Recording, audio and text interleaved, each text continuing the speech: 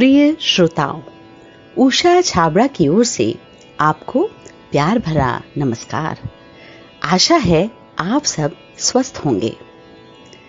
काव्य तरंग के इस एपिसोड में आपका स्वागत है, जिसका विषय है नदी। प्रकृति ने धरती को उपहार दिया है नदी का।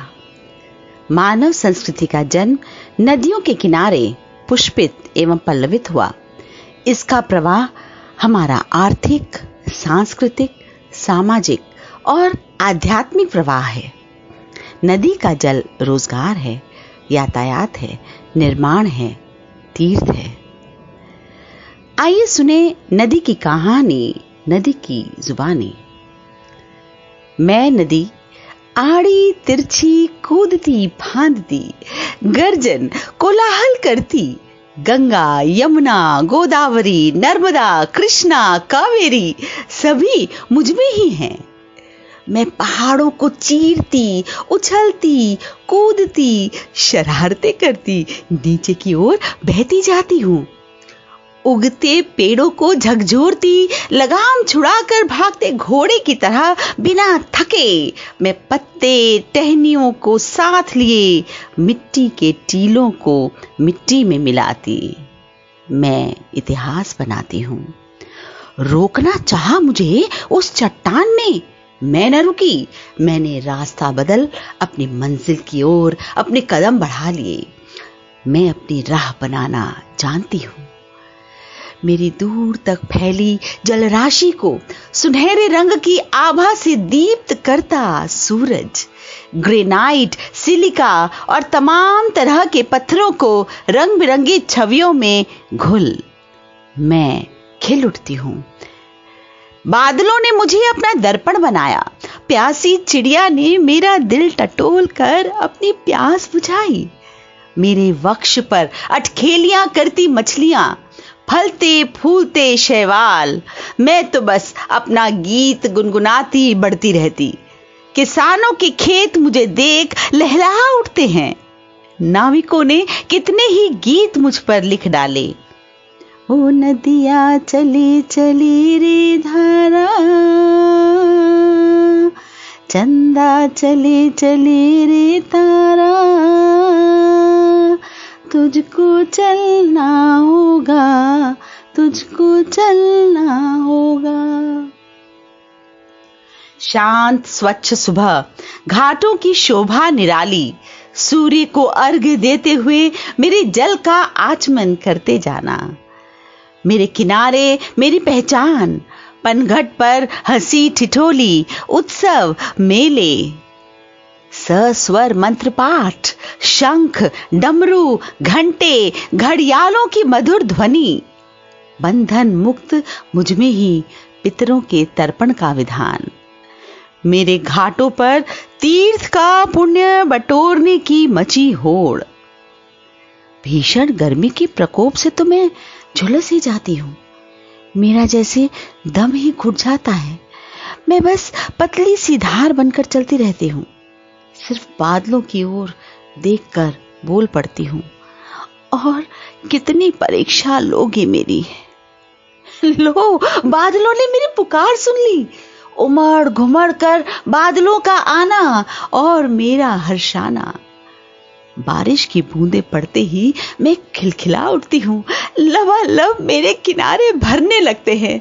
मैं अपने पूरे यौवन पर होती हूँ। बारिश के दिनों में मेरे क्या कहने। रविंद्रनाथ ठाकुर जी ने कितना सुंदर वर्णन किया है मेरा। जैसे ही आषाढ़ बरसता, भर नदियां उतराती, मतवाली सी छूटी चलती, तेज धार दन्नाती, वेग और कलकल के मारे उठता है कोलाहल। गंदले जल में घिरनी भंवरी भंवराती है चंचल। दोनों पारों के वन वन में मच जाता है रोला। वर्षा के उत्सव में सारा जग उठता है टोला। मैं तो बस चलती रहती हूँ अपनी धुन में।